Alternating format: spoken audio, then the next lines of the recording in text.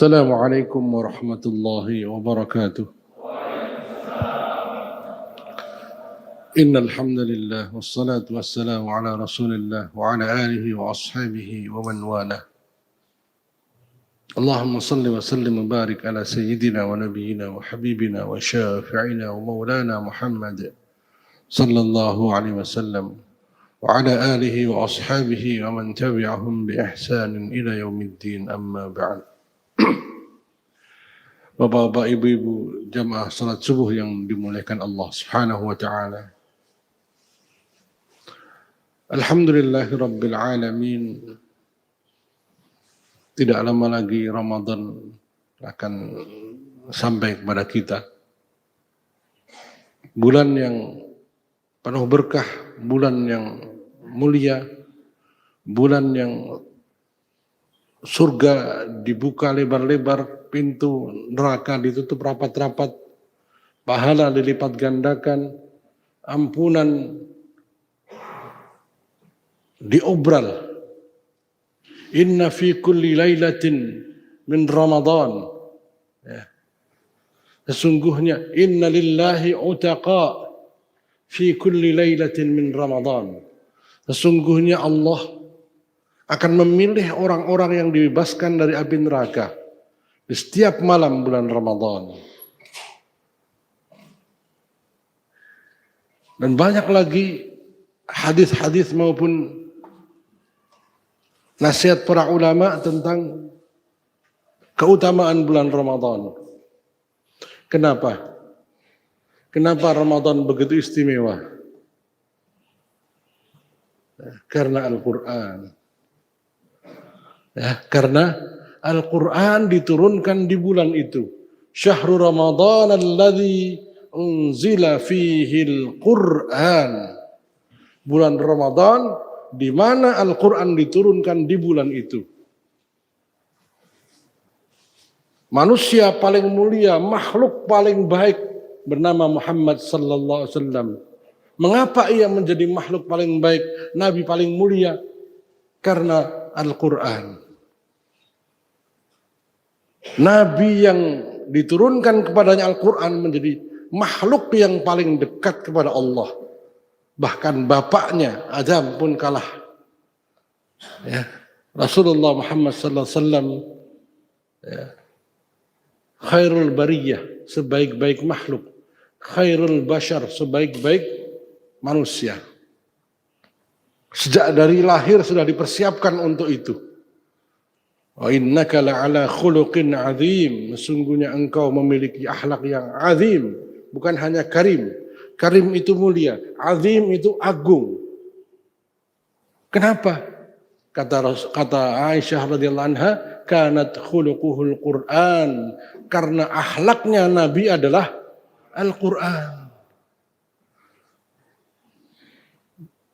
Bulan di mana diturunkan Al-Quran di situ menjadi bulan paling mulia. Malam di mana diturunkan Al-Quran menjadi malam paling mulia. Lebih baik dari 1000 bulan. Artinya apa? Dengan itu dijadikannya Lailatul Qadar sebagai malam yang nilainya lebih baik dari 1000 bulan. Itu adalah bentuk kasih sayang Allah yang sangat luar biasa kepada manusia. Khususnya umat Muhammad sallallahu alaihi wasallam, tidak yang lain. Umat Nabi Nuh umurnya 900 tahunan sampai 1000 tahun. Umat nabi-nabi yang lain sampai ratusan tahun. Umat Nabi Muhammad diringankan. Bayangkan kalau umur kita 1000 tahun, lalu kita ngobrol, dulu waktu umur kita 400 tahun. Wah, udah lupa. Udah 400 tahun yang lalu. Gimana enggak bosen? 800 tahun makan nasi terus.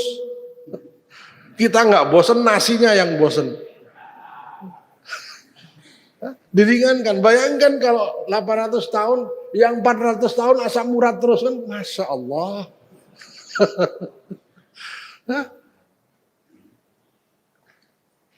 Kita diringankan 60, 70, 80 itu udah istimewa hari ini. Tapi Allah Maha Penyayang.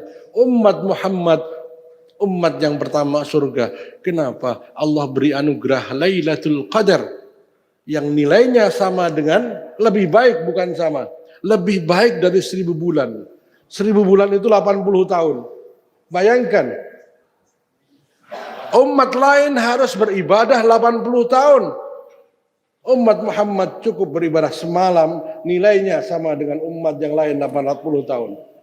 Andaikan kita beribadah di malam Lailatul Qadar, diberi oleh Allah kesempatan untuk mendapatkan Lailatul Qadar selama 10 kali, 10 tahun berurut atau tidak berurut, dari sejak tahun 2000 katakanlah sampai hari ini, kita itikaf terus atau kita setiap selesai tarawih tanggal 21 ke atas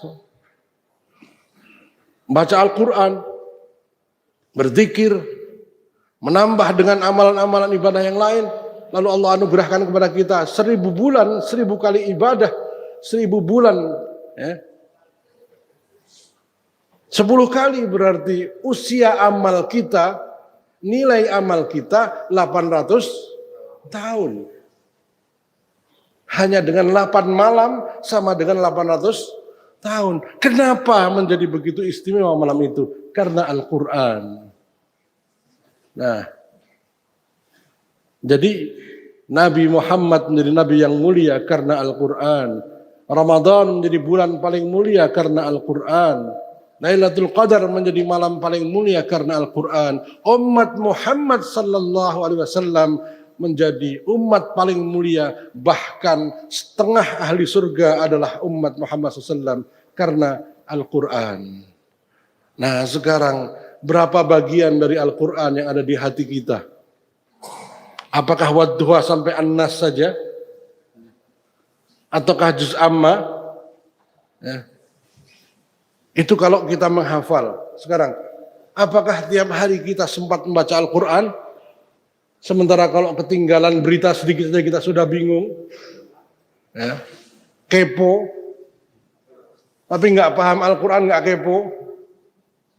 Nah, mudah-mudahan ya, untuk pagi hari ini targhib atau tarhib Ramadan, kita bahas tentang memaksimalkan Ramadan sebagai bulan Al-Quran. Ya. Ramadan itu bulan Al-Quran, Ramadan bulan jihad, Ramadan bulan taubat, Ramadan bulan ibadah, macam-macam. Tapi hari ini kita fokus Ramadan bulan Al-Quran. Berapa lama kita sudah lupa dengan Al-Quran? Tanyakan, kapan terakhir baca Al-Quran? Kalau kemarin sore atau kemarin masih, tapi kalau sebulan yang lalu istighfarlah. Istighfarlah, ya. Berarti kita sudah lama tidak dekat-dekat dengan Al-Quran. Ya. Kalau lupa naruhnya apalagi. Ya. Keutamaan membaca dan mengkaji Al-Quran. Al-Quran itu perdagangan yang tidak akan pernah rugi. Membaca Al-Quran. Allah SWT berfirman, Innal ladhina yatluna kitab Allah wa aqamus salah wa anfaqu mimma razaqnahum sirran wa alaniyatan yarjuna tijaratan lan tabur. Sesungguhnya orang-orang yang selalu membaca kitab Allah Al-Quran dan mendirikan salat dan menafkahkan sebagian rezeki yang kami anugerahkan kepada mereka dengan diam-diam dan terang-terangan, mereka itu mengharapkan perniagaan yang tidak akan pernah merugi. Bisnis yang tidak akan pernah rugi, Allah yang jamin. Lan itu never, tidak akan pernah. Ya. Kenapa Indonesia, Presiden Indonesia 2024 kok Jokowi? Karena rakyat percaya sama Jokowi. Faktanya begitu. Ya. Kenapa 2009-2014 kok Jokowi? Karena rakyat percaya dengan janji Jokowi. Janji Jokowi. Ya, janjinya saja yang banyak tidak ditepati, percaya. Nah ini sama janji Allah kok malah nggak percaya. Kalian tidak akan rugi kalau banyak baca Al-Quran. Itu berdagang dengan Allah. Bayarannya bukan rupiah, bukan dolar, surga. Ya. Surga itu mau dibeli dengan berapa? Ini janji dalam Al-Quran. Innal ladzina yatluna kitaballah. Membaca, yatlu tilawah. Saking inginnya Allah agar umat Islam masuk surga semua, dibikinnya cara masuk surga sangat mudah. Baca Al-Quran. Saya tanya, kira-kira kalau nanam pohon kurma berapa tahun bisa berbuah, dan mungkin kita nanam cucu kita yang menikmati pohon kelapa, pohon kurma. Nah, di dunia nanam pohon bisa butuh 3 bulan, 6 bulan, sampai puluhan tahun. Untuk akhirat, subhanallah, walhamdulillah, la ilaha illallah, Allahu akbar, la hawla wa la quwwata illa billahil aliyyil azim. 1 pohon di surga. Bahkan untuk megang cangkulnya belum sempat. Itu saking rahman rahimnya Allah subhanahu wa ta'ala. Dibikin Allah janjikan amal untuk masuk surga sangat mudah. Ya, baca Al-Quran, berzikir, istighfar, subhanallah bihamdih, subhanallahil azim, 2 kalimat. Sangat ringan di mulut, sangat dicintai oleh Allah yang Maha Penyayang, sangat berat dalam timbangan di yaumil mizan nanti. Subhanallah bihamdih, subhanallahil azim. Hari ini sudah berapa kali? Istighfar sudah berapa kali? Ya. Subhanallah. Nah, ini orang yang nggak hadir di majelis ilmu rugi. Dia nggak tahu betapa murahnya Allah SWT, pemurahnya Allah SWT. Nah, salah satu dari perniagaan yang tidak akan rugi adalah membaca Al-Quran. Yang kedua menegakkan salat. Yang ketiga menginfakkan harta. Diam-diam ataupun terang-terangan.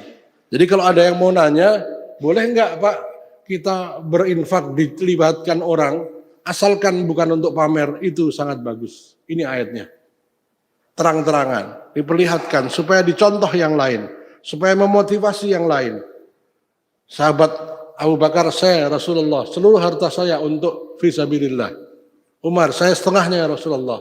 Utsman, seluruh pohon kurma itu untuk. Begitu sahabat, berlomba-lomba. Dan tidak ada rasa pamer begitu. Untuk memotivasi yang lain. Nah, sebaik-baik orang mukmin, khairukum man ta'allama al-Qur'ana wa 'allamahu. Sebaik-baik kalian adalah mereka yang belajar Al-Qur'an dan mengajarkannya. Nah, apa batasannya? Tidak ada. Jadi kalau hari ini kita belajar Al-Quran, baik itu membaca maupun memahami, itu adalah sebaik-baik orang. Maka jangan malu yang belum bisa baca Al-Quran, belum lancar, ya, belum bisa tartil, ikut tahsin. Tidak akan bisa menjawab pertanyaan Allah nanti. Kenapa kamu tidak baca Al-Quran? Berapa tahun Allah beri kamu umur di dunia? 60 tahun ya Allah. Kamu bisa baca Quran? Bisa. Kamu bisa baca SMS? Bisa. Kenapa kamu nggak bisa baca Al-Quran? Jawabannya, karena nggak sempet. Nah, kamu berapa tahun dalam seminggu, berapa minggu dalam setahun libur? 57 ya Allah. Apakah tidak ada sedikit pun waktu untuk belajar Al-Quran? Nah, ini mudah-mudahan panitia juga mengadakan nanti ya, DKM masjid untuk yang tua-tua diadakan tahsin dan murojaah. Nggak usah malu, nggak usah malu. Yang belum tartil nanti bonus di akhirat tidak dapat. Apa bonusnya?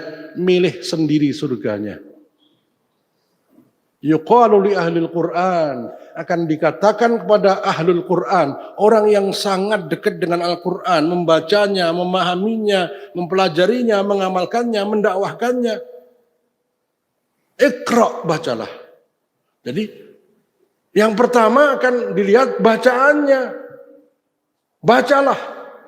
Warqa, wartaqi, tingkatkan bacaanmu. Warattil, tartilkan bacaanmu. Kama kunta turattilu fid dunya. Sebagaimana engkau dulu membacanya dengan tartil di dunia. Fa inna manzilataka inda akhir ayatin taqra'uha. Karena tempatmu di surga sesuai dengan ayat terakhir yang kamu baca. 7 macam surga, silahkan pilih. Mau jannatul ma'wa, innal ladina amanu wa 'amilus solihati lahum jannatul ma'wa. Yang pengen surga Firdaus yang paling tinggi, innal ladina amanu wa 'amilus solihati lahum jannatul firdausi nuzula, surat Al-Kahfi. Yang pengen jannatu adn, innal ladina amanu wa 'amilus solihati lahum jannatu adnin tajri min tahtiha al-anharu khalidina fiha. Ini yang hafal. Surat Al-Bayyinah. Lahum jannati adnin tajri min tahtiha al-anharu khalidina fiha abada radhiyallahu anhum wa radu anhu dzalika liman khasyya rabbah. Tinggal baca mana surga yang kau mau. Tentunya berarti kan dia satu bacaannya tartil, ya. Al-Quran, ahlul Quran. Disebut ahlul Quran itu karena seakan-akan Al-Quran sudah menjadi bagian dari dirinya. Ahl itu yang ahli, yang memiliki. Ahl itu keluarga. Ahl itu orang dekat. Ya. Ahli surga itu kan seakan-akan surga menjadi miliknya. Ahli neraka seakan-akan neraka sudah jadi miliknya. Saking lamanya di neraka. Ahlul Quran saking dekatnya dengan Al-Quran, tidak pernah meninggalkan membaca Al-Quran, memahami Al-Quran, maka disebut Ahlul Quran. Ya. Paling istimewa di sisi Allah. VVIP, very very important personal. Coba di parkiran rumah sakit ada yang VVIP kan, buat direktur rumah sakit. Dia lagi liburan ke Bali, itu nggak boleh dipakai buat parkir. Ya, lagi umroh ya, 2 minggu ini nggak boleh dipakai, padahal kosong. Kenapa? VVIP. Kemarin saya lewat jalan tol itu ada mobil kenceng banget, rupanya dikawal pakai full ridernya motor. Loh, jalan tol kok pakai motor? Boleh buat VVIP. Kondangan pun boleh, rame-rame boleh VVIP. VVIP itu apa? Boleh kan gitu. VVIP. VVIP karena spesial. Makan pun dicoba orang lain dulu. Itu protokolnya begitu. Ya. Nyawanya sangat berharga. Nah, Allah berfirman dalam hadis qudsi, Rasulullah SAW bersabda, sesungguhnya Allah memiliki keluarga-keluarga terdekat di antara manusia. Ya. Para sahabat bertanya, siapakah mereka ya Allah? Sampai disebut keluarga Allah. Seakan-akan saking dekatnya sama Allah. Kenapa disebut dekat dengan Allah? Karena dekat dengan firman-Nya. Al-Quran itu kan firman Allah. Surat dari Allah kepada kita. Ya. Panjang memang. Kenapa? Untuk pedoman hidup. Bukan hanya untuk sekedar satu instruksi saja. Maka bangsa yang akan dimuliakan Allah adalah bangsa yang membumikan Al-Quran dalam kehidupannya. Sebaliknya akan dimurkai Allah kalau ia lalaikan Al-Quran dalam kehidupannya. Begitu. Ya. Para sahabat bertanya, siapakah mereka ya Rasulullah? Beliau sallallahu alaihi wasallam bersabda, mereka adalah ahlul Quran. Keluarganya Allah dan orang-orang khususnya. Itu sampai orang yang sibuk baca Al-Quran, sibuk mempelajari Al-Quran, mengurusi orang-orang yang menghafal Al-Quran, yang belajar Al-Quran, itu nggak minta dikasih sama Allah. Ini. Saya bacakan dulu sebelumnya. Kalau Bapak Ibu pengen orang tua kita yang sangat kita cintai nanti mendapatkan mahkota. Mahkota itu di dunia aja belum semua orang punya. Ini barang siapa membaca Al-Quran dan mengamalkan isinya, Allah memaikan pada kedua orang tuanya di hari kiamat suatu mahkota yang sinarnya lebih bagus daripada sinar matahari di rumah-rumah di dunia. Maka bagaimana tanggapanmu terhadap orang yang mengamalkan ini? Nah, kalau orang tuanya saja dapat kehormatan seperti itu, lalu bagaimana si anak yang menjadi sebab tadi surganya milih sendiri dan menjadi orang khusus, bahkan bisa jadi, ya Allah, saya belum nyaman masuk surga kalau bapak ibuku belum masuk duluan. VIP, terserah mau minta apa. Ini Al-Quran, dengan Al-Quran kita muliakan ayah kita, ibu kita, kakek nenek kita, anak-anak kita, keluarga kita, apalagi diri kita. Dengan Al-Quran. Sayangnya Indonesia ini tidak mencintai Al-Quran. Kenapa saya katakan tidak mencintai Al-Quran? Coba, anak-anak yang sekolah, itu berapa jam mereka belajar agama? Hanya 2 jam, padahal ada pelajaran menari, ada pelajaran olahraga kesehatan, ada pelajaran macam-macam, tapi untuk pelajaran agama hanya sedikit. Nah, saya pengen pamer, ya, tahadus bin ni'mah, menyampaikan nikmat pada Allah, pada bapak-bapak ibu, agar diberikan motivasi. 2 pekan yang lalu, anak-anak kami di Sekolah Dasar Tahfidzul Quran An-Nahl kelas 6, ujian tasmi' Al-Quran, ya. Semua hafalan dari mulai kelas 1. Anak kami, ya, Ananda Fatih Muhammad Sultan Al-Fatih, Sultan Muhammad Al-Fatih, kelas 6, hafal 15 juz, salah cuma sekali. Salah 1. Ananda Aulia 12 juz, salah 2. 15 juz itu berarti, ya, 10 lembar kali 15, 150 lembar. 300 lembar, maaf. Ya, 150 lembar, 300 halaman. Hanya sekali salah. Kita baca Al-Kafirun aja, kebolak-balik. La abudu. Kebolak-balik. Subhanallah. Ya. Kami dan dia nilai pelajaran umumnya juga bagus. Anaknya cerdas. Ada lagi Naila, ini anak yang agak lemah. Ibunya sampai kaget. 8 juz dia hafal selama 6 tahun. Padahal anaknya itu orang bilang ini agak aneh gitu ya. Tapi subhanallah. Ya. Al-Quran. Maka kemudian sebagai rasa syukur saya kasih hadiah. Per juz 50.000. Pas dihitung rumah 3 juta. Masalah. Tadi kan dihitung rupanya. Nah, subhanallah. 15 juz kelas 6. Coba, seandainya Republik Indonesia ini menjadikan Al-Quran sebagai sesuatu yang dimuliakan. Lalu anak-anak SD dikasih waktu 1 jam saja untuk menghafal Al-Quran, insya Allah minimal 5 juz mereka hafal. Ya. Di tempat kami, di sekolah kami itu 1 hari 3 jam mereka menghafal, mengulang-ulang dan sebagainya. Ya. Itu alhamdulillah. Yang paling rendah 8 juz 6 tahun. Yang paling tinggi sekarang 15 juz plus hadis Nabi dan doa-doa 300.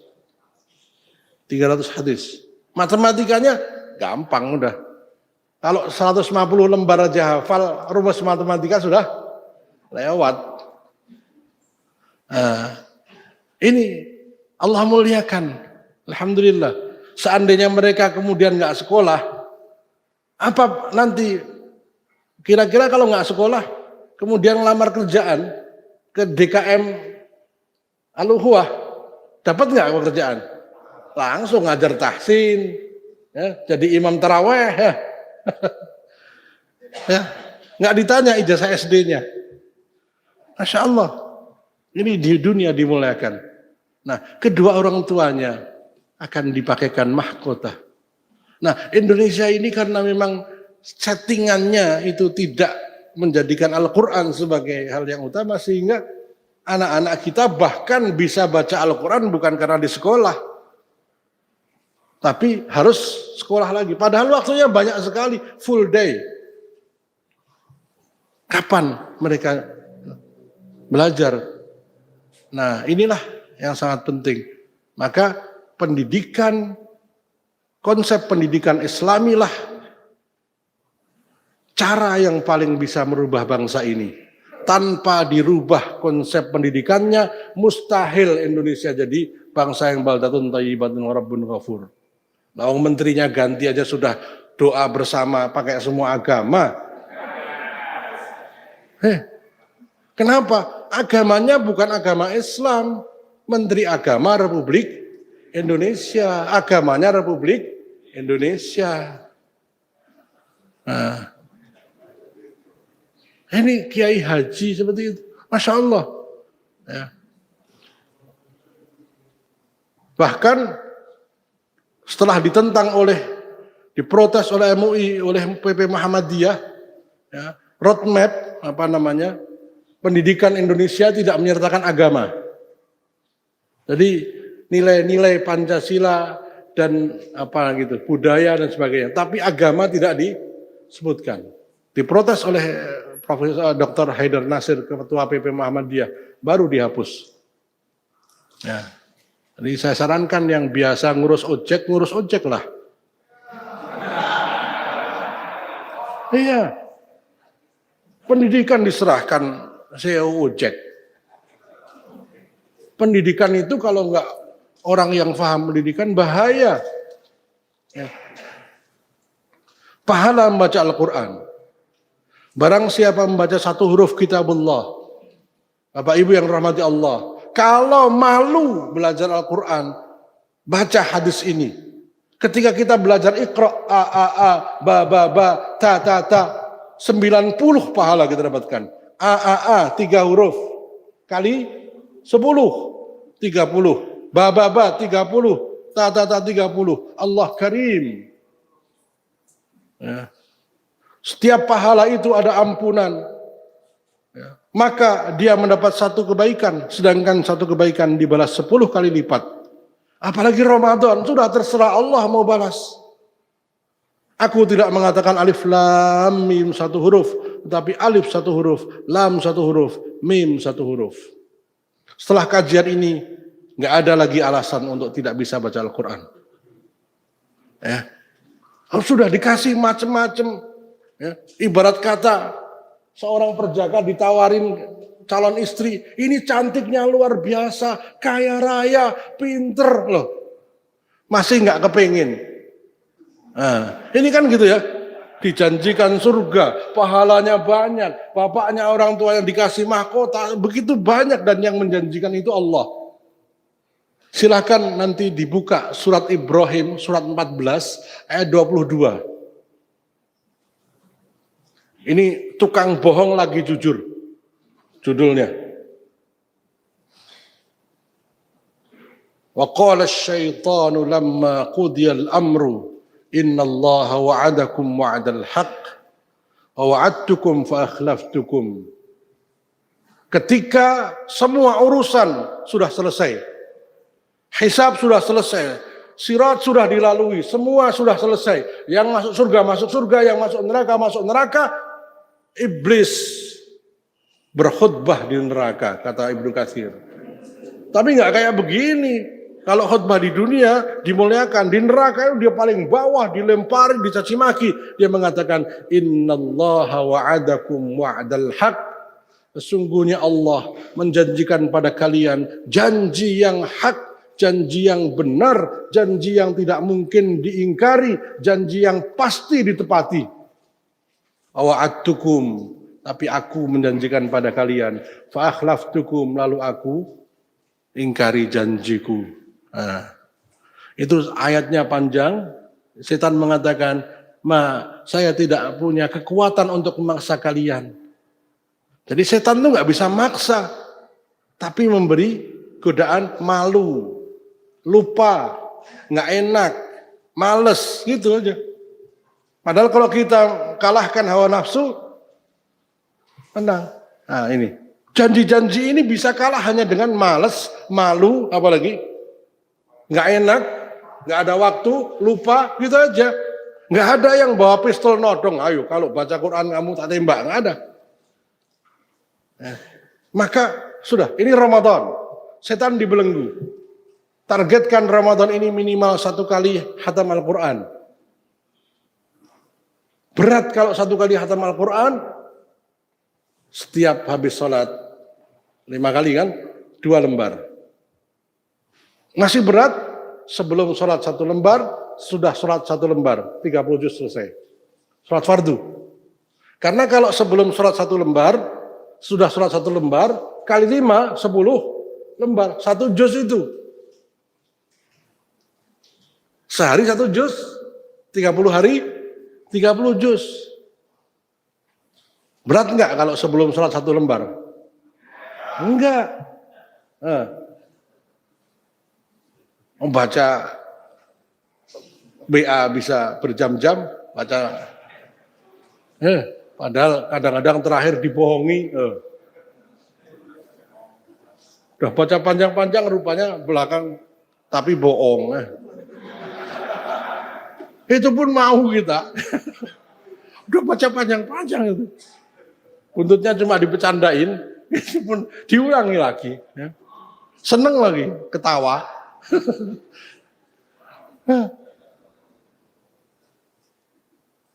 Janji sama Allah sebelum masuk Ramadan, ya Allah, Ramadan tahun ini minimal 1 kali khatam Al-Quran. Sehingga nanti besok Idul Fitri doa khatmul Quran kita baca. Ya. Yang mau setiap minggu khatam berarti ya, setiap hari 5 juz. Sebelum sholat 5 lembar, setelah sholat 5 lembar. Itu seminggu khatam. Kalau langsung 1 hari 1 juz mungkin berat. Ba'da sholat ketika masih santai. Sebelum sholat sambil nunggu imam. Ya, begitu. Pahala yang bacaan Qur'annya tartil. Nah ini yang nggak tartil nggak dapet. Nah, targetkan Ramadan ini saya tahsin sampai bacaan Quran tartil sesuai tajwid. Mad dibaca mad, idgham baca idgham. Orang yang pandai, yang bagus membaca Al-Quran, ia bersama-sama dengan para utusan yang mulia lagi terpuji, para malaikat. Itu tingkatan orang yang baca tartil itu, pahalanya, nilai bacaannya seperti bacaan para malaikat. Kenapa? Malaikat mengajarkan para nabi tartil, lalu kita mengikuti bacaan itu dengan tartil berarti sama dengan bacaan malaikat. Ya. Sedangkan orang yang membaca Al-Quran tapi membacanya terbata-bata dan nampak agak berat lidahnya atau belum lancar, dia akan mendapat 2 pahala. Jauh sekali kan? Ini di dunia. Kedudukan bacaannya sama dengan bacaan para malaikat. Di akhirat, maaf rupanya bukan ini, ya, bentar. Nah ini di akhirat. Ternyata lompat 2. Dikatakan kepada ahlul Quran, bacalah dan tingkatkanlah bacaanmu, serta bacalah dengan tartil seperti engkau membacanya dengan tartil ketika di dunia, karena kedudukanmu di surga adalah pada akhir ayat yang engkau baca. Jadi yang pengen membuktikan janji ini wajib tartil bacaannya. Kalau nggak tartil, nggak dapat janji ini. Ya. Apalagi yang diberi anugerah suaranya bagus, jangan buat karaokean saja. Ya, karaoke itu menyenangkan, gembira. Nah, tapi suara yang bagus itu akan menjadi lebih bagus kalau dibuat membaca Al-Quran.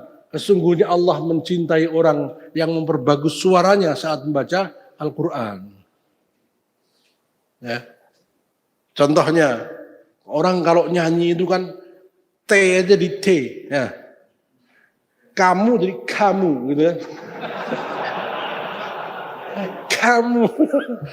Ya. Terlalu. Kan gitu. Nah Al-Quran juga begitu. Iyyaka na'budu itu bacaan yang benar, bukan iyyaka. Iyyaka na'budu wa iyyaka ka. Ya. Nasta'ta. Memang begitu.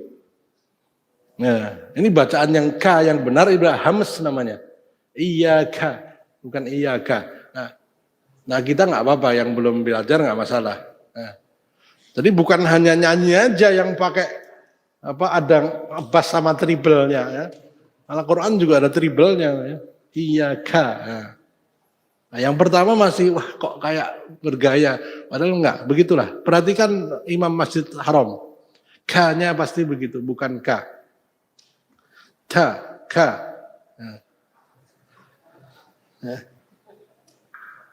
Nah, ini butuh waktu untuk belajar. Saya waktu itu 1 bulan untuk menyesuaikan makhraj yang betul. Padahal sudah khatam berkali-kali, ketika belajar lagi dengan guru khusus 1 bulan untuk bisa menyesuaikan dan persis. Memang nggak mudah. Nah minimal ada 3 tingkatan. Tingkat yang orang awam adalah yang penting tajwidnya benar. Makharajnya sesuai dengan kemampuan. Nah. Al-Quran menjadi pembela. Pemberi syafaat. Bacalah Al-Quran karena dia akan datang pada hari kiamat sebagai pembela bagi orang-orang yang membaca dan mengamalkannya. Dibela oleh Al-Quran. Pahala Al-Quran kita membela. Pada saat semua orang tidak bisa membela. Nabi pun tidak bisa membela kecuali Nabi Muhammad sallallahu alaihi wasallam. Kurang dekat apa Nabi Adam dengan Allah SWT? Ia makhluk yang diciptakan biyadai dengan tangan Allah sendiri. Ya. Langsung masuk surga. Itu ketika didatangi umat manusia, ya Adam, wahai Adam, hadis sahih riwayat Bukhari. Lihatlah kami, saksikanlah penderitaan kami, mintakan kepada kami syafaat kepada Allah, wahai Adam, engkau diciptakan oleh Allah sendiri. Kata Adam, nafsi, nafsi, saya tidak bisa menolong kecuali diriku. Adam, ya. Yauma yafirrul mar'u min akhihi wa ummihi wa abihi wa sahibatihi wa banihi likulli imri'in minhum yauma idzin sya'nun yughni. Surat Abasa. Pada hari itu manusia lari dari saudaranya. Tidak mau bertanggung jawab atas ibunya, anaknya, bapaknya, semua enggak mau tanggung jawab. Likulli imri'in minhum yauma idzin sya'nun yughni. Setiap jiwa hari itu memiliki persoalan yang sangat berat yang dia sendiri merasa berat. Maka dia lari. Nanti di padang mahsyar itu kita nggak sempat lagi nyari istri kita, bahkan kita sendiri belum tentu bisa menolong diri kita. Kita datang ke Nabi Adam, nafsi nafsi. Datanglah kepada Ibrahim alaihissalam. Kata Ibrahim, aku tidak bisa membantu kalian. Aku takut pada Allah. Hari ini adalah hari kemurkaannya kepadaku yang paling besar. Karena aku pernah berbohong 3 kali. Bohong 3 kali itu sudah takut sama Allah nanti di yaumil mahsyar. Datanglah kepada Musa. Musa mengatakan aku tidak berani. Ya, karena aku telah melakukan dosa yang besar. Membunuh orang Bani Israel, orang anak pasukannya Firaun itu yang berantem sama Bani Israel. Datanglah kepada Isa. Isa juga mengatakan nafsi nafsi. Datanglah kepada Muhammad sallallahu alaihi wasallam. Baru Muhammad sallallahu alaihi wasallam mengatakan, aku akan memberi kalian syafaat dengan izin Allah. Nah, Al-Quran tanpa diminta, ia datang menemani kita. Ya Allah, dulu ia di dunia membacaku. Ya. Dulu di dunia ia mengamalkan isinya, memahami apa yang ada di dalamnya. Sekarang aku minta kepadamu ya Allah, bebaskan dia dari semua kesulitan ini. Itu bisa dilakukan Al-Quran. Kalau kita belajar fisika, SMA kelas 1, semester 1, kapan buku itu nggak dipakai? Semester 2, ya. Dah, taruh di gudang. Al-Quran tidak. Mulai belajar dari Al-Fatihah sampai nanti mati, Al-Quran itu akan terus kita pelajari, kita baca. Begitu kita masuk kubur, dia menjadi nur, cahaya yang membuat terang benderang kubur kita, meluaskan kubur kita. Ketika hari kebangkitan, ia menemani menjadi pembela. Ketika di surga pun, ia menjadi sesuatu yang membuat kita ditolong. Silahkan baca, kamu pindah surga mana? Kalau sudah bosan di surga Firdaus. Tadi, Iqra, bacalah, pilihlah sendiri sana. Jadi nanti orang-orang yang ahli Quran itu berlomba-lomba untuk pindah surga sesuai dengan bacaannya. Jadi di surga yang begitu nikmatnya itu, nikmat membaca Al-Quran adalah nikmat yang juga merupakan utama. Coba bayangkan, kita di sini tidak begitu. Ma'dabatun, sesungguhnya Al-Quran adalah ma'dabatun, undangan Allah, undangan jamuan dari Allah. Itu. Membaca Al-Quran itu jamuan dari Allah. Saya lanjutkan. Allah berfirman dalam hadis qudsi, barang siapa disibukkan dengan Al-Quran dan berzikir, menyebut namaku, sehingga tidak sempat meminta kepadaku, maka akan aku berikan kepadanya sebaik-baik pemberian yang aku berikan kepada orang-orang yang meminta. Dan keutamaan firman Allah dibandingkan perkataan lainnya adalah seperti keutamaan Allah atas makhluknya. Ya. Saking sibuknya dengan Al-Quran, membacanya, mempelajarinya, mengajarkannya, mengamalkannya, mengurusi anak-anak yang belajar Al-Quran, dan macam-macam.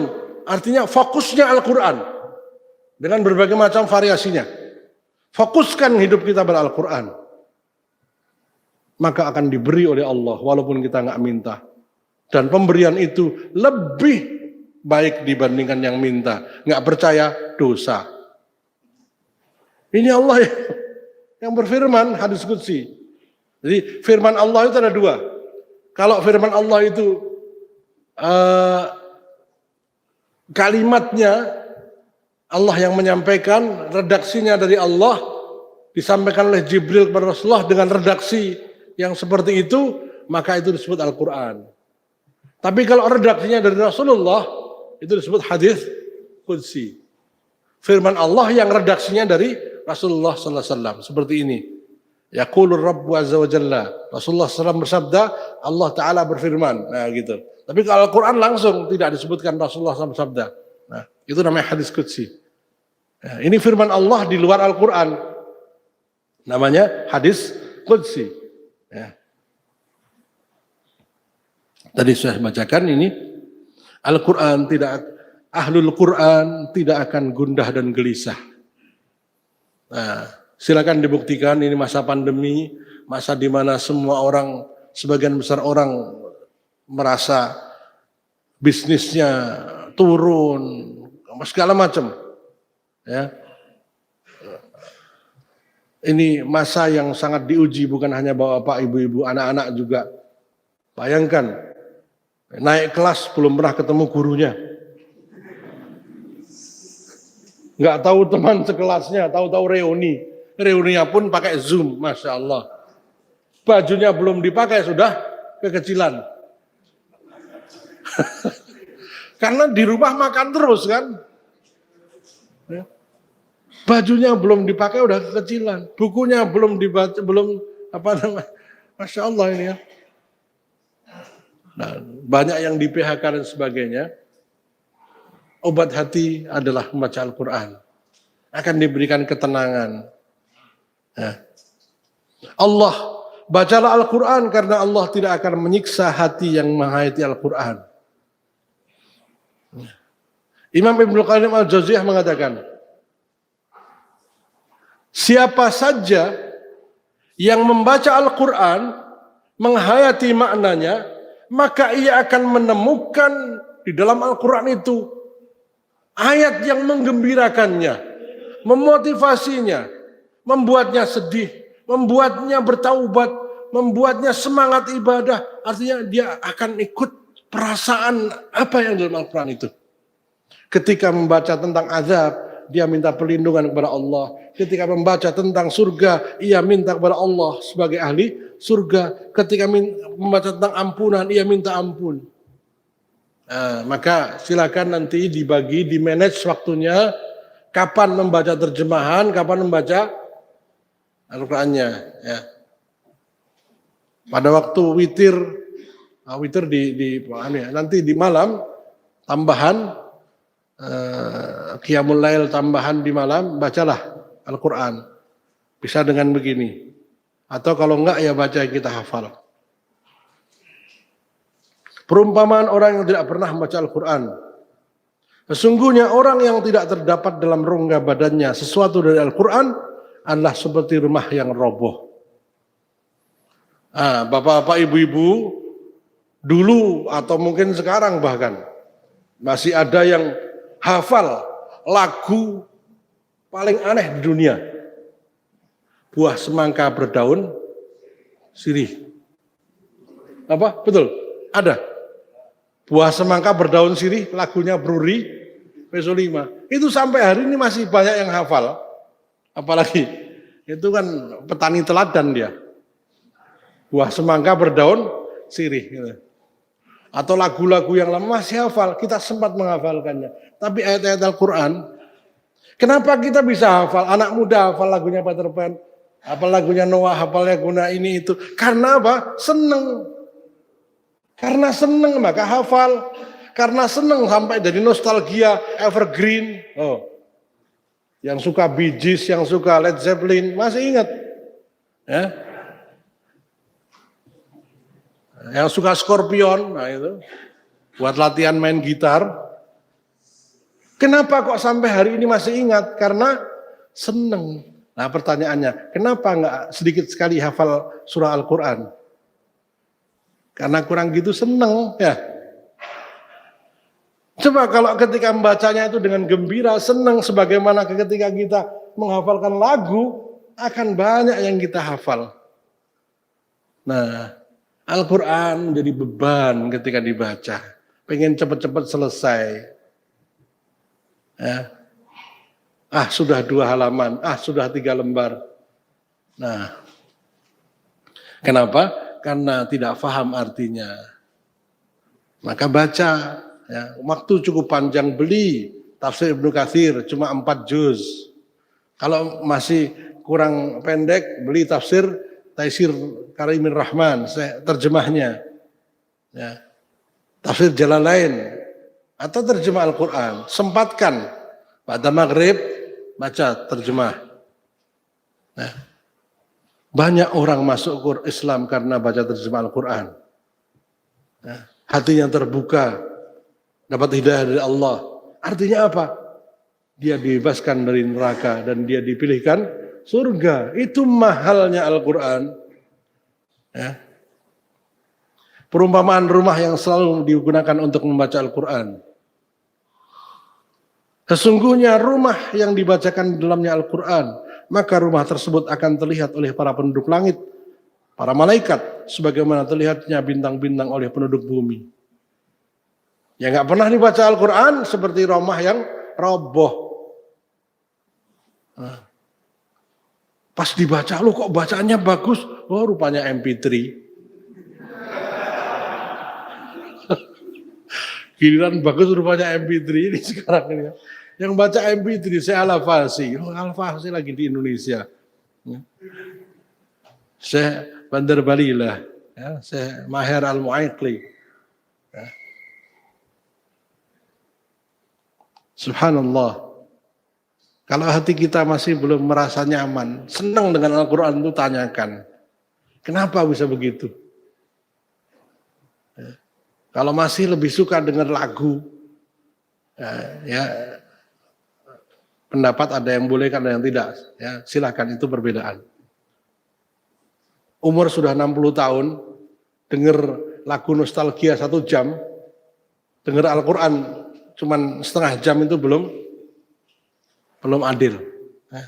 Baca, dengarkan, biarkan Syekh Al-Mu'aikli, Syekh Bandar Balilah atau Syekh Sudes membaca, kita menyimak saja. Nah, kalau nggak pakai headset bisa, di handphone juga bisa.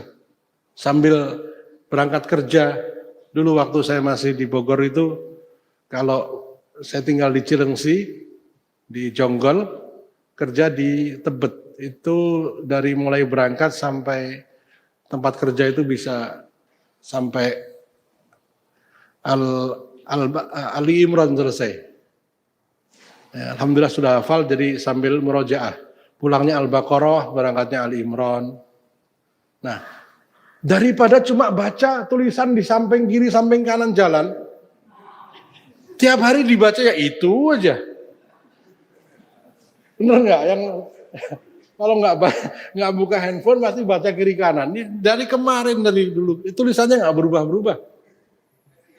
Nah, lebih baik tempelkan headset, dengarkan Al-Quran. Yang pakai Al-Quran Android itu bisa diulang-ulang satu ayat sampai berkali-kali. Ya, sekarang kurang alasan apa lagi? Nggak bisa baca, sudah ada yang membacakan. Nggak sempat menghafal, sudah ada yang menghafalkan. Silakan, ada Quran Android itu yang bisa sampai diulang-ulang sampai berapa kali pun bisa. Satu ayat, itu insya Allah hafal sendiri. Target tahun depan juz amma hafal. Bisa kalau kita mau mengikuti teknologi modern. Sudah cukup banyak. Ya. Nasihat para ulama tentang keutamaan Al-Quran. Ini tadi nasihat dari Allah SWT dan Rasulullah SAW. Nah, ini para ulama yang merasakan sendiri. Lalu apa yang beliau rasakan itu diceritakan kepada kita orang awam. Ya. Syekhul Islam Ibnu Taimiyah rahimahullah mengatakan, aku tidak pernah melihat sesuatu yang lebih memberi nutrisi kepada akal dan jiwa, lebih menjaga jasmani, serta lebih menjamin kebahagiaan dibandingkan istiqamah membaca dan memahami kitabullah Al-Quran. Maka dengan anak-anak dibiasakan membaca, menghafal itu, kecerdasannya akan meningkat pesat. Nah, karena apa? Nutrisi terbaik dari hati adalah Al-Quran. Nutrisi terbaik dari akal adalah Al-Quran. Karena itu firman Allah Subhanahu wa Ta'ala. Motivasi yang lebih paling bagus adalah Al-Quran. Ya. Ini. Istiqamah. Rasulullah SAW sabda, ahabbul amali ilallahi adwamuha wa in qalla. Sebaik-baik amal yang paling dicintai Allah adalah yang paling kontinu, istiqamah meskipun sedikit. Maka saya katakan tadi, kalau setiap sebelum sholat satu lembar, setelah sholat satu lembar, maka sebulan akan khatam. Kalau setiap hari kayak gitu, mati dalam keadaan seperti itu kira-kira. Ya Allah, aku mati dalam keadaan berjanji kepadamu setiap bulan satu khataman. Itu bisa dia. Caranya apa? Sebelum datang waktu sholat, sudah ke masjid. Kira-kira 10 menit sebelum adzan. Buka Al-Quran, baca satu lembar. Berarti 2 halaman. 2 halaman itu 30 baris. 30 baris itu nggak panjang kan? Nah, setelah selesai sholat, jangan pulang dulu, jangan ke tempat kerja dulu. Baca Al-Quran dulu. Lanjutkan yang tadi. Begitu terus, ya, sedikit tapi istiqamah Allah jaga menjadi amal ya, kita. 1 bulan 1 khatam, setahun 12 kali. Kalau masih dikasih umur 10 kali, 120 kali khatam Al-Quran. Hanya dengan menyisihkan waktu 10 menit sebelum sholat, 10 menit setelah sholat. Simple kan? Praktekkan di Ramadan. Ya, sampai dengan 10 Syawal. Kenapa? Para ulama mengatakan, apabila kalian bisa istiqomah melakukan amal soleh 40 hari, insya Allah akan terus sampai mati. Shaf awal 40 hari, tidak ketinggalan takbir insya Allah. Jadi ujiannya itu 40 hari. Nah, mulai hari ini sampai 10 Syawal. Nah, sayangnya sebagian besar manusia umat Islam, ya, Ramadan hari ke-30, ya, besok Idul Fitri bangun subuhnya sudah telat. Banyak yang kayak gitu kan. Tanggal 1 Syawal sudah nggak qiyamul lail. sudah lupa baca Quran, baru sehari ditinggal Ramadan. Sahabat itu setengah tahun tuh masih berasa suasana Ramadannya. Karena ibadahnya itu masih sama dengan Ramadan. Nah, ini mudah-mudahan ya. Al-Quran saja, yang lain mungkin nanti pada kajian-kajian yang lain. Ini Al-Qurannya saja, yang paling ringan. Modal apa coba? Modal duit enggak? Ada orang keringetan baca Al-Quran? Masya Allah keringetnya. Habis apa? Baca Al-Quran. Enggak ada orang keringetan baca Al-Quran. Main tenis coba. Kita ini lebih berat baca Quran daripada main tenis. Enggak apa-apa, itu baik. Tapi Masya Allah, main tenis kan cari capek ya. Main futsal, cari capek. Seneng kalau keringetan. Alhamdulillah dapat keringet. Loh, dapat keringet seneng. Karena sehat.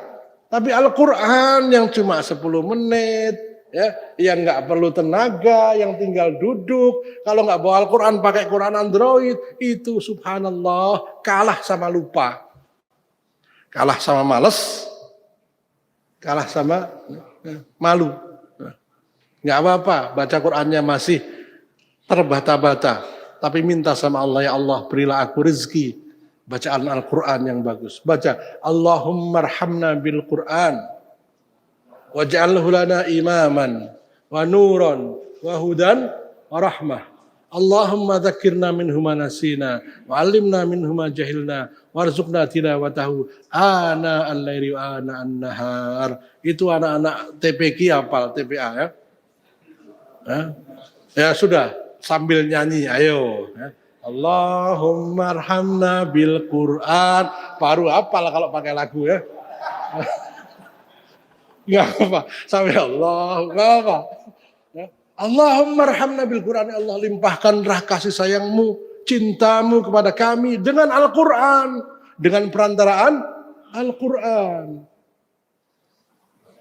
Waj'alhu lana imaman, jadikanlah Al-Quran sebagai imam, pemimpin kami. Wahudan, waj'alhu lana imaman wa nuran, cahaya. Cahaya kehidupan, cahaya di alam kubur, cahaya di akhirat. Wahudan, petunjuk, warahmah, dan kasih sayang. Allahumma dzakirna minhu ma nasina. Ya Allah, ingatkanlah yang aku lupa dari Al-Quran.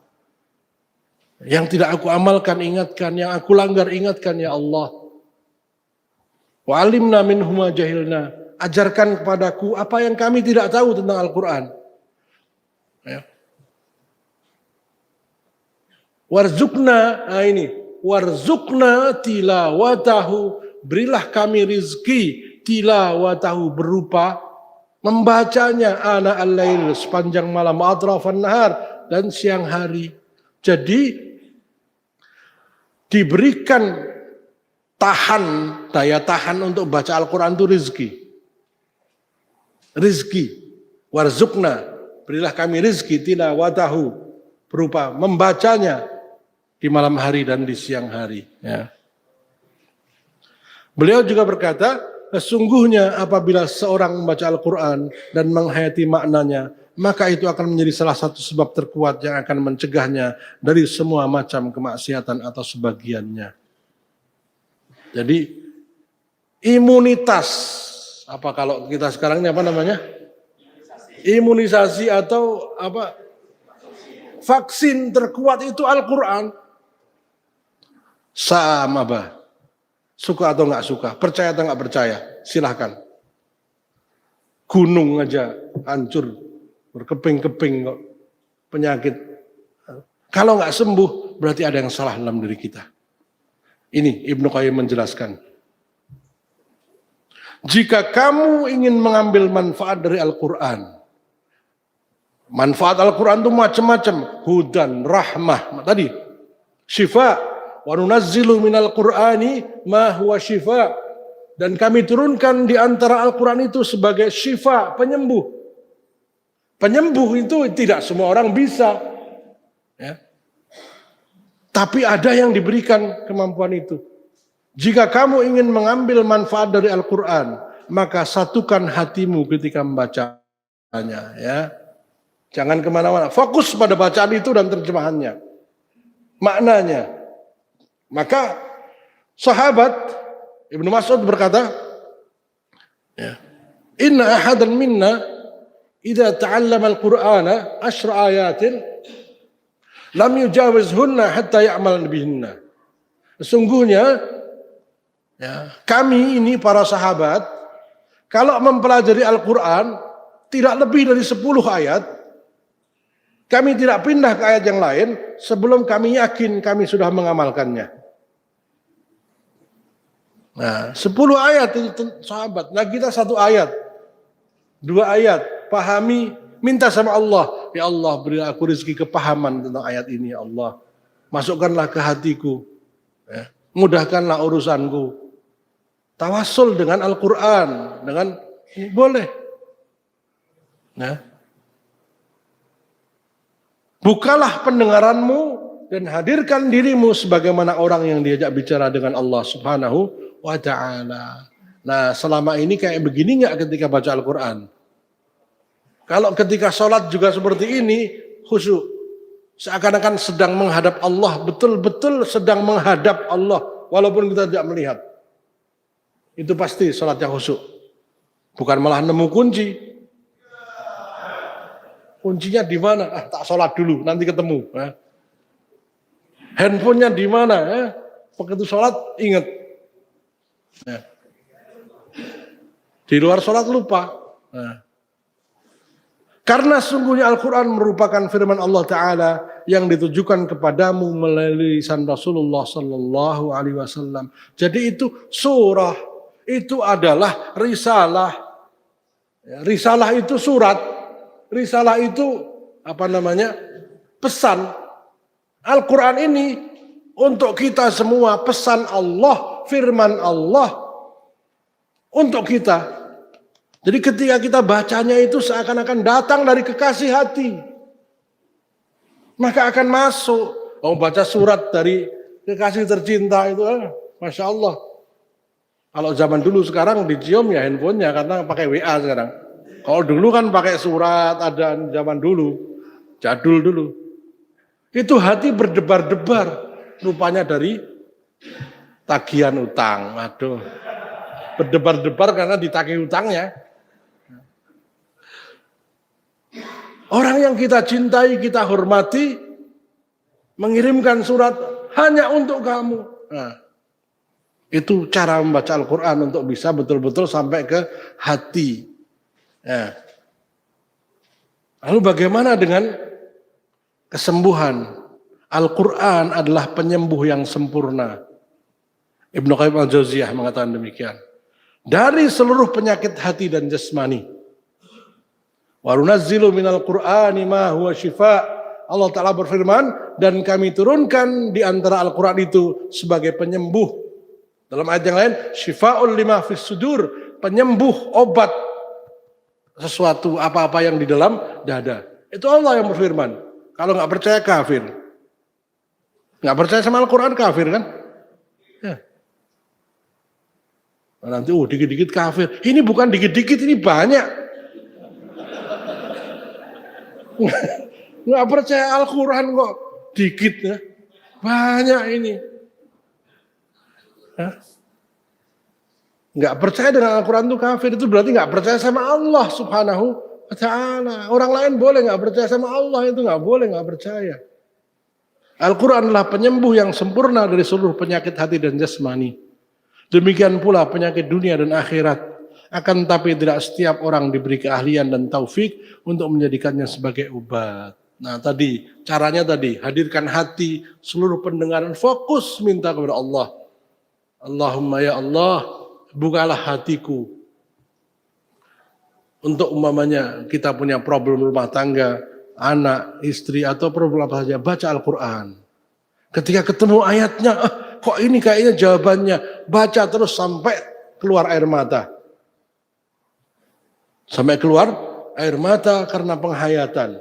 Karena dalam Al-Quran disebutkan, di antara tanda-tanda orang yang beriman adalah ketika dibaca Al-Quran, menangis. Surat Maryam ayat 59 atau berapa, nanti saya carikan. Kharru sujjada wa bukiya, tersungkur sujud dan menangis. Nah, itu. Runtuh hatinya karena Al-Quran. Surat Al-Hasr. Lau anzalna hadal Qur'ana ala jabalin la ra'aitahu khashi'an mutasaddian min khashi'an karena takut khashi'an karena takut kepada Allah SWT.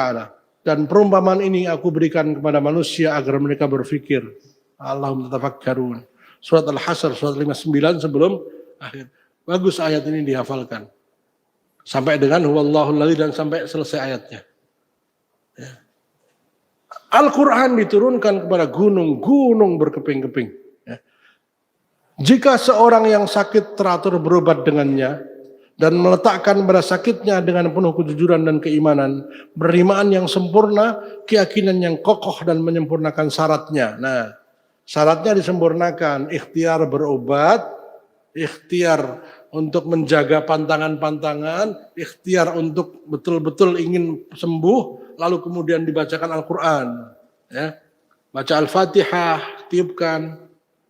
Al-Fatihah itu Masya Allah.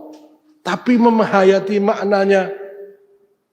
Alhamdulillahi Rabbil Alamin, segala puji bagimu, Rabb, pemilik seluruh alam. Ini sakit ini milikmu ya Allah. Kalau engkau mampu akan dihilangkan. Ternyata kok bertahun-tahun nggak sembuh. Sudah ada contohnya, Nabi Ayub. 17 tahun nggak sembuh. Begitu sembuh, seluruh kebaikan diberikan kepada Allah. Oleh Allah SWT. Nabi Yakub 28 tahun nggak sembuh. Tapi rupanya tidak sembuhnya Nabi Yakub ini untuk menguji keimanannya. Wa ufawwidu amri ila rabbi. Aku serahkan seluruh urusanku pada Rabbku. Begitu disembuhkan, anaknya jadi raja. Ia menjadi penasihat raja. Coba. Sekarang nikmat apa lagi? Kalau sudah jadi penasihat raja. Rajanya pun cium tangan. Yusuf itu raja.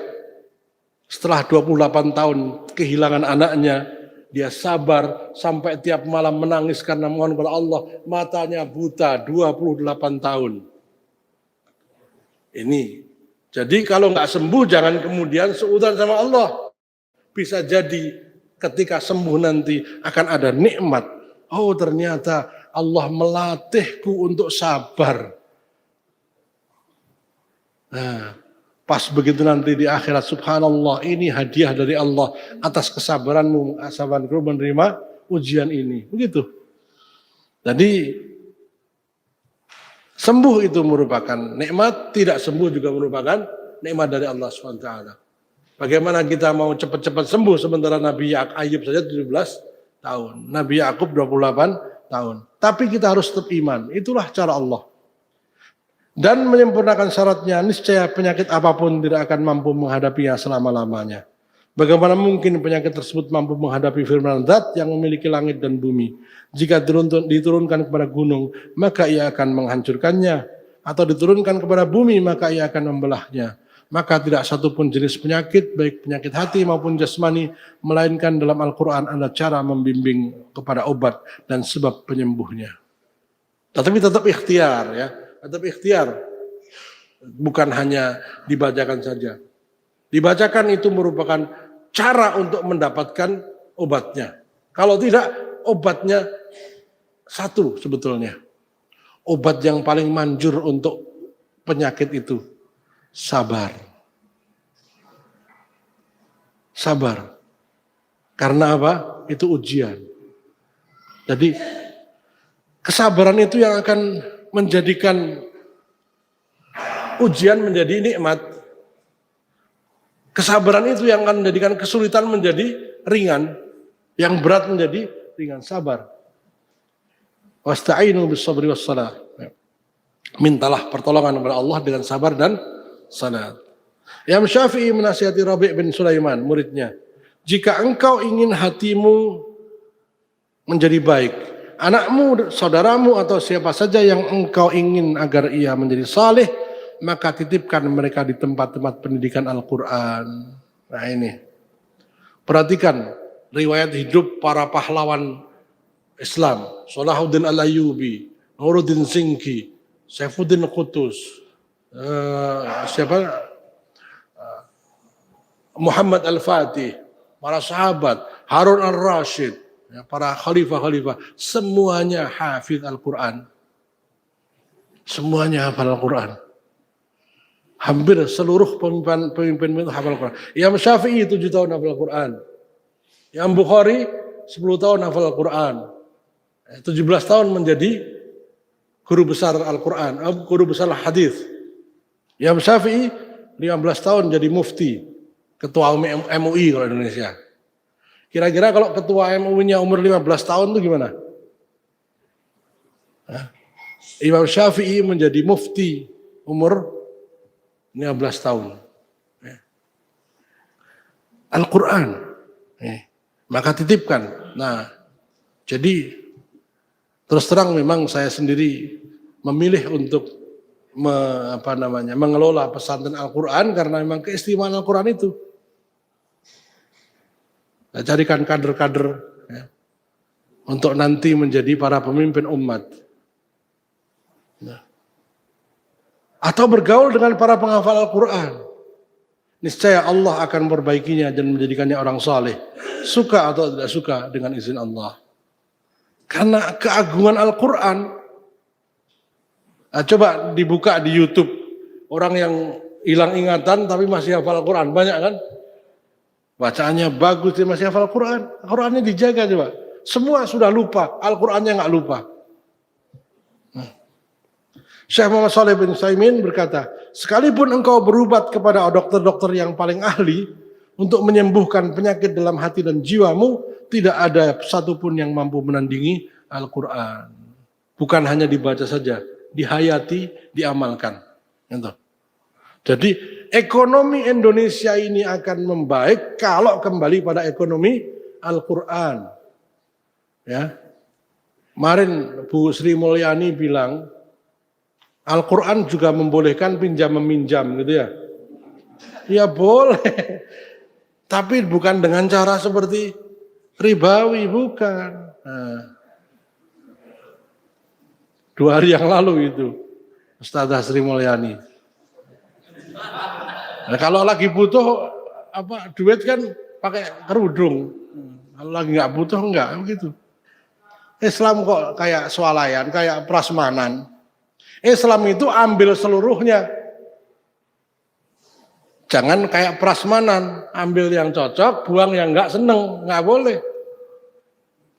Idkhulu fis silmi kafah, semuanya. Imam Sahal At-Tartusi berkata, tanda cinta kepada Allah adalah cinta kepada Al-Quran. Nah, sedih enggak kalau kita enggak baca Al-Quran? Kalau enggak sedih, pertanyakan hati kita. Hari ini kok belum baca Al-Quran? Itu ada yang ganjel enggak? Sama dengan hari ini belum baca WA. Nah, Imam Abu Sa'id Al-Kharras berkata, barang siapa yang mencintai Allah, pasti ia mencintai firman-Nya dan tidak akan pernah merasa cukup untuk saat membacanya. Pengen baca Al-Quran terus di mobil, ya, murattal, di rumah murattal. Ya. Imam Fudail bin Iyad berkata, para penghafal Quran adalah para pembawa panji-panji Islam. Sahabat yang banyak gugur di perang Uhud itu banyak hafal Quran. Sahabat-sahabat yang jadi panglima-panglima perang itu adalah para penghafal Quran. Sahabat yang dikirimkan untuk berdakwah adalah para penghafal Quran. Karena keutamaan mereka.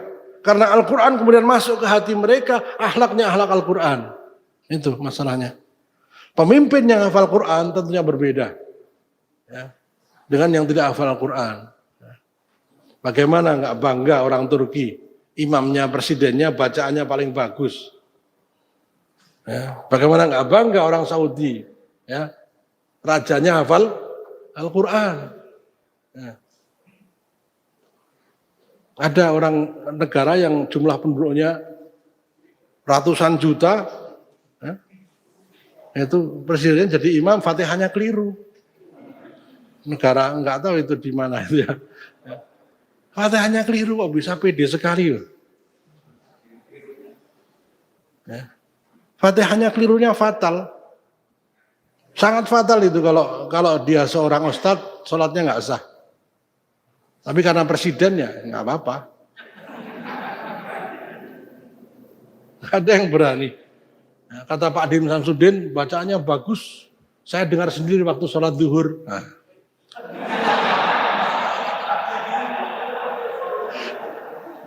Itu Pak, silakan buka di internet. Ya, Pak Dim Samsudin bilang, saya dengar sendiri waktu sholat zuhur. Aduh, sholat zuhur kok kenceng. Ya. Nah. Tidak seperti mereka yang suka bercanda, tidak pantas lalai seperti kebanyakan orang yang lalai, tidak pantas melakukan perbuatan sia-sia seperti mereka yang sedang berbuat sia-sia sebagai penghormatan dan pengagungan kepada Al-Quran. Saya ingat sebuah ucapan dari presiden yang sah dari Mesir, Dr. Muhammad Mursi. Beliau dipenjara oleh Abdul Fattah al-Sisi. Beliau minta, ya, selama ini nggak pernah minta di penjara itu. Cuma minta apa? Tolong izinkan saya untuk memegang Al-Quran. Ya. Bukan karena saya nggak bisa baca. Saya sudah 34 tahun nggak pernah pegang Al-Quran karena saya sudah hafal semuanya. Saya hanya kangen dengan Al-Quran. Sampai nggak dikasih izin untuk di penjaranya ada Al-Quran. Dia bilang, mereka menyangka saya nggak bisa baca Al-Quran. Demi Allah, saya sudah nggak pernah lagi baca Al-Quran dengan mushaf. Sejak 34 tahun yang lalu. Itu. Presiden kayak begitu. Hafidz Al-Quran. Nah, menjelang wafatnya beliau minta, ya, untuk diberi izin Quran masuk ke penjaranya. Bukan karena mau dibaca, beliau sudah hafal, tapi karena pengen nyentuh Al-Quran. Coba pada hari nanti kita nggak bisa nyentuh lagi. Nggak bisa baca lagi, apa yang mau kita bilang? Ya. Karena kita sudah sakit, sudah rabun. Maka sebelum waktu itu datang, sempatkan, khususkan waktu untuk Al-Quran. Sebelum subuh itu waktu yang paling bagus. Inna Qur'an al-fajri kana masyhuda. Karena bacaan di waktu fajar itu disaksikan oleh malaikat dan Allah SWT. Surat Al-Isra. Inna sanulqi alaika qaulan tsaqila. Itu di malam hari. Langsung saja. Seberapa banyak aku harus membaca Al-Quran? Apakah cukup satu halaman? Ya kalau dengan satu halaman sudah merasa cukup silakan. Sebanyak kebahagiaan yang engkau inginkan. Jadi kalau masih kurang terus berarti kita memang butuh banyak sekali Al-Quran untuk membahagiakan diri kita. Ini yang terakhir, doa para pecinta Al-Quran. Rasulullah Sallallahu Alaihi Wasallam bersabda, barang siapa yang sedang mendapatkan musibah, kepedihan hati, kesedihan hati dan kegundahan jiwa, kemudian membaca doa ini, pastilah Allah akan menghilangkan semua kesedihan dan kesulitannya, serta menggantikan dengan jalan keluar baginya. Allahumma ja'alil Qur'ana rabi'a qalbi, wa nura sadri, wa jala'a huzni, wa dhahab hammi. Ya Allah, kalau bahasa Arabnya susah dihafal, bahasa Indonesianya. Ya Allah, jadikanlah Al-Quran sebagai penyejuk hatiku, cahaya yang menyinari dadaku, pelipur dukaku dan penghapus kesedihanku. Nah, kesedihan ini lebih dalam maknanya dibandingkan kesulitan. Banyak kesulitan yang nggak bikin sedih, ya. Tapi kalau kesedihan itu umumnya karena kesulitan. Jadi segala kesulitan akan dihilangkan oleh Allah SWT. Minimal hati kita dibikin tenang, ya. Diberikan jalan keluar. Nah.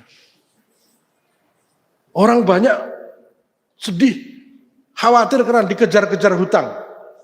Doa sama Allah, hutangnya masih banyak, tapi nggak ngejar-ngejar.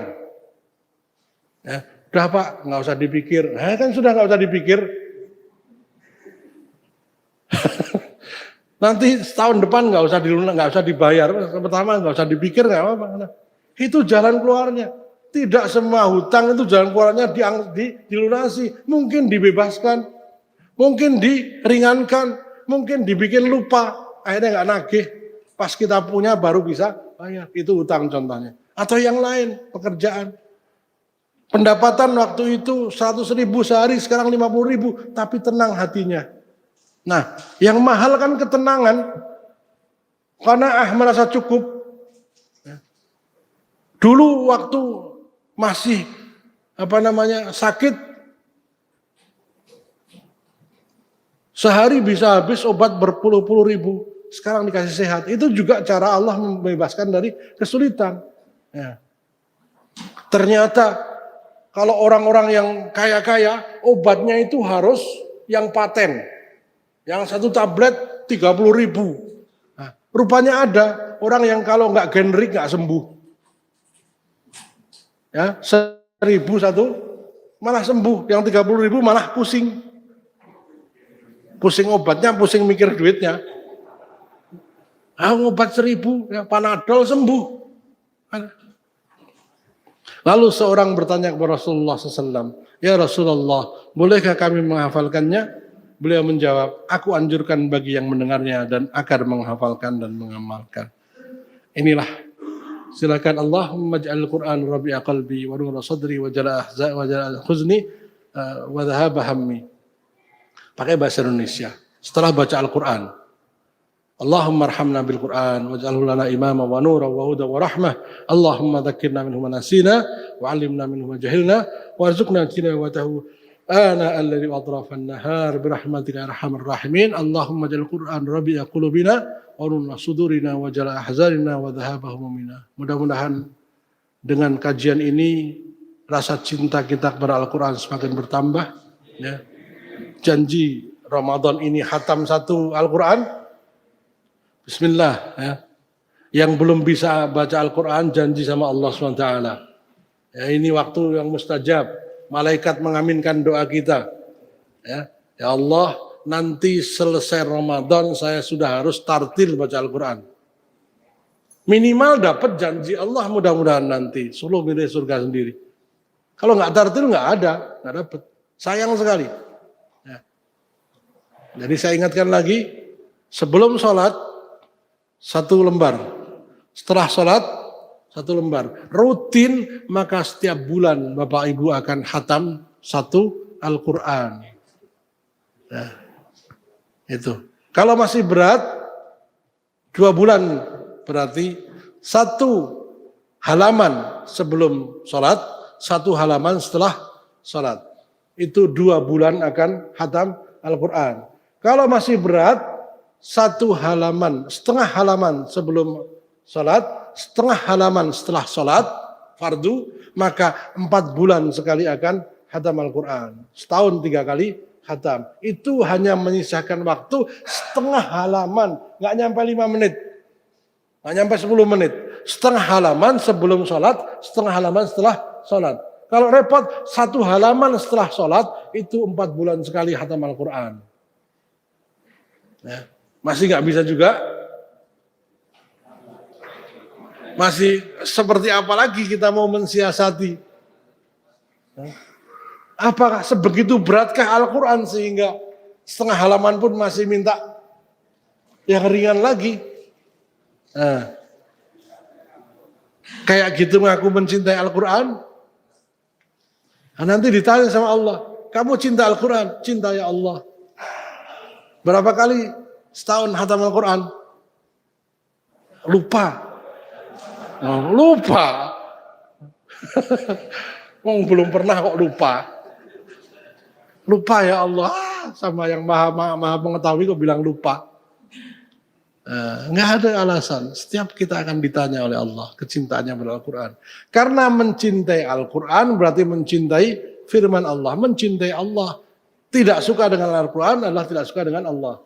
Ya, itu. Demikian, ini ada titipan yang sampai ke Bapak Ibu semuanya. Mudah-mudahan ini pesan dari teman-teman di Nahl. Barangkali Ramadan ini Bapak-Bapak waktunya membayarkan zakat atau memperbanyak infak dan sedekah. Sisihkan sebagian untuk Pondok Pesantren An-Nahl.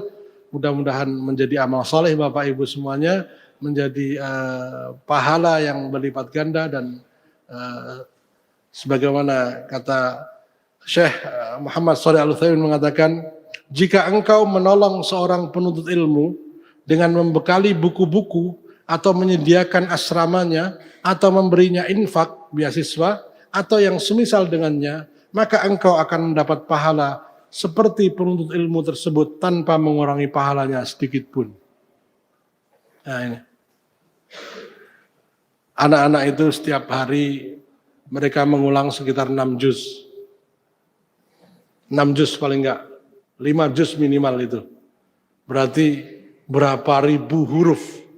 Dan mudah-mudahan bapak-bapak, ibu-ibu semua mendapatkan bagian dari itu semua. Ya. Itu janji Allah Subhanahu wa taala terhadap orang-orang yang menginfakkan hartanya untuk jalan Allah. Untuk masjid juga sebanyak orang yang sholat itu pahalanya bapak-bapak juga dapat. Untuk kebutuhan umat. Nah, demikian. Karena Allah Maha Kaya. Sehingga nggak rugi Allah ngasih pahala seperti itu. Jazakumullah khair. Assalamualaikum warahmatullahi wabarakatuh.